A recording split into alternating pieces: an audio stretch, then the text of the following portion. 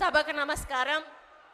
ఈరోజు వరంగల్ నడిబొడ్డున arts college గ్రౌండ్లో ఇందిరాగాంధీ గారి జన్మదిన సందర్భంగా మన పరిపాలన రేవంత్ రెడ్డి గారి నాయకత్వంలో సంవత్సర కాలం పూర్తి చేస్తున్న శుభ సందర్భంలో మరి వరంగల్ నగరాన్ని ఎన్నుకొని ఇక్కడ విజయోత్సవ సభ నిర్వహించుకోవాలని ఆలోచనతోటి మరి ఇక్కడికి విచ్చేసి ముఖ్య అతిథిగా ఈ కార్యక్రమంలో పాల్గొంటున్నటువంటి మన ప్రియతమ నాయకులు మన ముఖ్యమంత్రి సోదరులు రేవంత్ రెడ్డి గారికి, మన డిప్యూటీ సీఎం బట్టి విక్రమార్క గారికి, మన పిసిసి ప్రెసిడెంట్ మహేష్ కుమార్ గౌడ్ గారికి, మరియు నా తోటి మంత్రులకు, ఎమ్మెల్యేలకు, ఎంపీలకు, మరి ఇతర ప్రజాప్రతినిధులకు, అదేవిధంగా ఈ కార్యక్రమాన్ని ఇంత విజయవంతం చేయడానికి అహర్నిశలు పనిచేసినటువంటి కలెక్టర్స్కి, కమిషనర్కు, సిపి గారికి మరియు ఇతర అధికార బృందానికి, ఈ కార్యక్రమానికి వివిధ ప్రాంతాల నుంచి విచ్చేసినటువంటి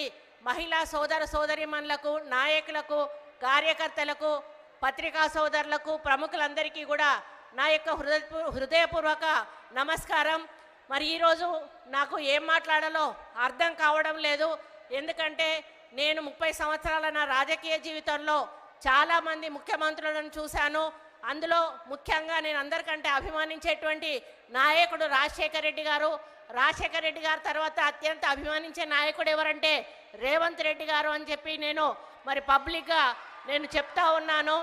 అయితే అన్ని ముఖ్యమంత్రుల మీటింగులు కూడా నేను అటెండ్ అవ్వడం జరిగింది. జనరల్గా ముఖ్యమంత్రులు ఒక మీటింగ్ పెట్టినప్పుడు ఆ మీటింగ్లో మాకు కావాల్సిన సమస్యలను చెప్పి, అన్న ఈ సమస్యలు ఉన్నాయి, ఇవి తీర్చండి, వచ్చేసారి మీరు వచ్చినప్పుడు ఈ సమస్యలకు పునాది వేయాలి అని చెప్పినటువంటి సందర్భాలు ఉన్నాయి. ఆ తర్వాత ముఖ్యమంత్రి గారు మరి అవి మంజూరు చేసి మళ్ళీ వచ్చి ఫౌండేషన్ వేసినటువంటి సందర్భాలు ఉన్నాయి. కానీ బీఆర్ఎస్ ప్రభుత్వంలో ఆ ముఖ్యమంత్రి దగ్గర కూడా నేను పనిచేశాను. మరి ఆయన ఇటువంటి మీటింగ్లలో వందల కొలది వాగ్దానాలు చేసేది, ఏది కూడా ఒక్క రూపాయి కూడా మంజూరు చేయలేదు. రాజశేఖర రెడ్డి గారు మాత్రం చెప్పిన ప్రతి పనిని కూడా చేసి మళ్ళీ ఆయన వచ్చి ఫౌండేషన్ వేసిన సందర్భాలు ఉన్నాయి. కానీ ఈ సభ, ఈరోజు జరుగుతున్న ఈ వరంగల్ సభ అందుకు భిన్నంగా చరిత్రలో నిలిచిపోయే విధంగా ఉంది అని చెప్పడానికి నేను చాలా గర్వపడతా ఉన్నాను. ఎందుకంటే మరి నేను పోయే టైం ఎటువంటిదో, అన్నం మూడు ఎటువంటిదో, కానీ నేను ఎప్పుడు పోయి ఏది అడిగినా కూడా చూద్దాంలే అక్క, చేద్దాంలే అక్క అనేటోడు. నేను ఊరికే అనుకునేదాన్ని, అయ్యో అన్న దగ్గరికి పోయి అడుగుతా ఉన్నా, అన్న ఏది అడిగినా కూడా చూద్దాంలే చేద్దాంలే అంటాడు. మరి ఇప్పటి వరకు ఒక అభివృద్ధి కార్యక్రమానికి మేము శ్రీకారం చుట్టలేదు. మరి ప్రజలకు మేము ఏ విధంగా సమాధానం చెప్పుకోవాలని పదే పదే నేను మదన పడతా ఉండేదాన్ని. కాకపోతే ఆయనతో ఎప్పుడు వెహికల్లో ఎక్కినప్పుడు కూడా ఆయన ఒకటే మాట చెప్పేవాడు, అక్క హైదరాబాదు మనం ఏమీ చెయ్యలేము, కానీ వరంగల్ నగరాన్ని మాత్రం మనం ఏ విధంగా అంటే ఆ విధంగా రూపుదిద్దుకునే అవకాశం ఉంది. కాబట్టి వరంగల్ని ఎన్ని ఫండ్స్ అయినా కూడా ఇచ్చి ఒక మంచి పట్టణంగా తీర్చిదిద్దడానికి మన వంతు సహాయం సహకారం తప్పకుండా ప్రభుత్వం నుంచి ఉంటుంది. దానికి మాస్టర్ ప్లాన్ అనేది చెయ్యాలి అని వారు కోరడం జరిగింది. మరి మా ఇన్ఛార్జ్ మినిస్టర్ శ్రీనివాసరెడ్డి గారు ఇక ఆయన పట్టుకున్నాడంటే ఉడుపు పట్టే వదిలిపెట్టాడు.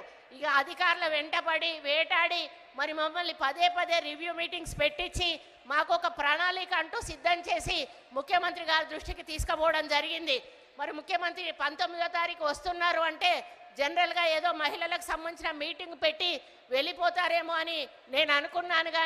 కానీ గత వారం రోజుల నుంచి సెక్రటేరియట్లో జరిగిన హడావిడి అంతా ఇంత కాదు అని చెప్పక తప్పదు. అన్ని డిపార్ట్మెంట్స్ కూడా అలర్ట్ అయిపోయాయి.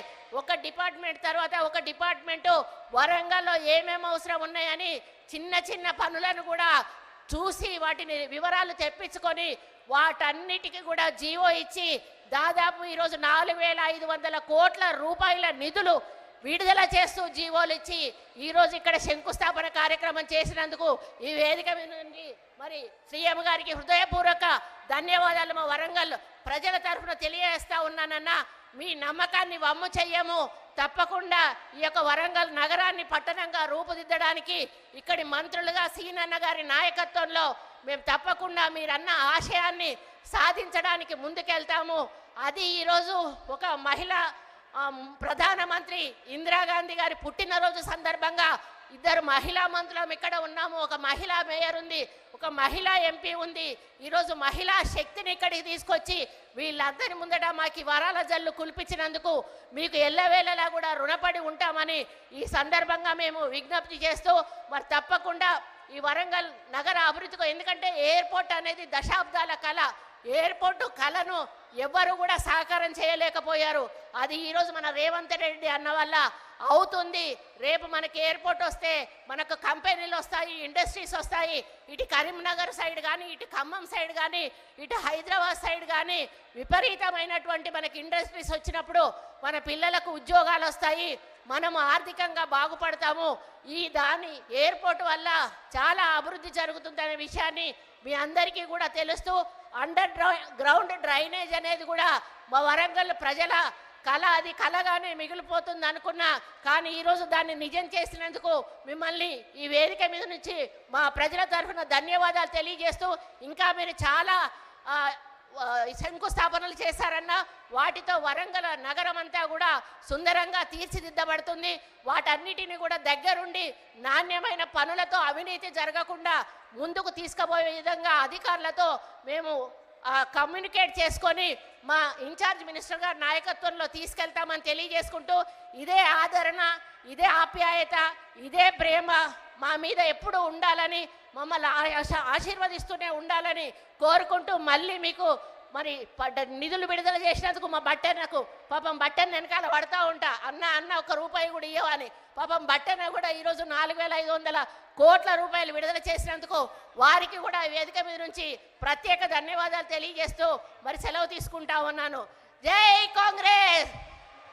రేవంత్ రెడ్డి గారి నాయకత్వం, రేవంత్ రెడ్డి గారి నాయకత్వం, జై కాంగ్రెస్! గౌరవ మంత్రివర్యులకు ధన్యవాదాలతో గౌరవ మంత్రివర్యులు సీతక్క గారు, డాక్టర్ అనసూయ సీతక్క గారి శుభాకాంక్షలు.